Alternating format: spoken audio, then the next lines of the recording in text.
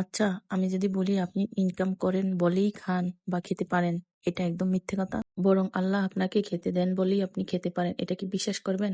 চলুন একটু বিশ্বাস করাই। আপনি কি কোথাও দেখেছেন একটা ক্ষুদ্রতম পিঁপড়া কখনো না খেয়ে খানার অভাবে মারা গেছে? বা এমন কোনো পাখি দেখেছেন যে ভোরবেলা খাবারের সন্ধানে বের হয়েছে কিন্তু খাবার মুখে না নিয়ে বাসায় ফিরেছে? কিংবা কোনো তিমি মাছ, যে তিমি মাছের গড়ে প্রতিদিন প্রায় 3 থেকে 4 টন খাবার লাগে, সেই তিমি মাছ না খেয়ে খাবারের অভাবে মারা গেছে? এত খাবার লাগা সত্ত্বেও সে খাবার ছাড়া মারা যায়নি। সে কি খাবারগুলো কি সমুদ্রে উপার্জন করে রেখে দিয়েছিল? কিংবা কখনো কি এমন হয়েছে যে সমুদ্রের সব মাছ শেষ হয়ে গেছে, অথচ আপনি চিন্তা করছেন কাল আমার কি হবে? চলুন একটু বিস্তারিতভাবে আলোচনা করি। আমরা প্রতিনিয়ত একটা চিন্তার মধ্যে থাকি যে আজ আমি ইনকাম করে বলে খেতে পারছি, কাল যদি আমি ইনকাম করতে না পারি তাহলে আমি খাবো কি? এই নিয়ে আমরা সবসময় টেনশনে থাকি। কিংবা সে আমাকে খাওয়াচ্ছে বলে আমি খেতে পারছি, সে যদি আমাকে না খাওয়াতো তাহলে আমি বোধহয় না খেয়েই মারা যেতাম।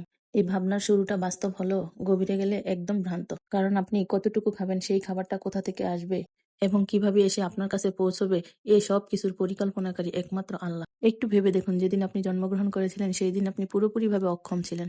না আপনি কাজ করতে পারতেন, না আপনার টাকা ইনকাম করার কোনো ক্ষমতা ছিল। এমনকি আপনার খাবারটাও আপনি রেডি করে খাইতে পারতেন না। এমনকি এই পৃথিবীতে আপনার জন্য আগে থেকে জমা করা কোনো খাবারও ছিল না।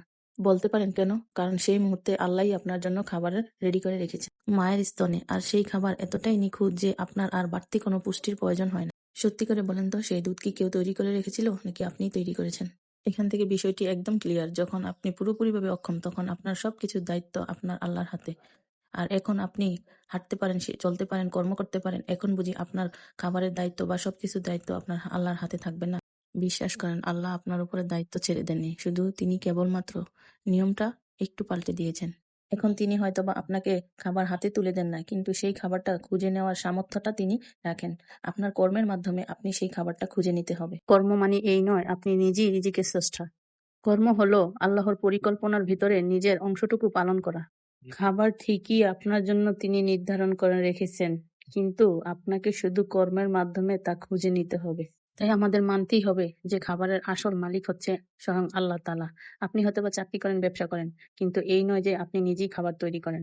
আপনি হয়তোবা চাকরি ব্যবসার মাধ্যমে খাবারটা জোগাড় করতে পারেন, কিন্তু একটা কথা ভেবে দেখেছেন, আমরা কি মেঘ নামাতে পারবো? মেঘ না হলে, বৃষ্টি না হলে আমরা কি ফসল পাবো? কি মাটি তৈরি করতে পারবো? সবই তো আল্লাহর সৃষ্টি। প্রকৃতি, সূর্যের আলো, মেঘ, বৃষ্টি, মাটি, পানি এসব কিছুই আপনার আমার তৈরি না?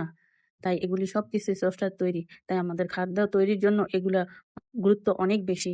এগুলি না হলে আমরা ফসল ফলাতে পারবো না। তাই স্বয়ং আল্লাহই হচ্ছেন একমাত্র রিজিকের মালিক।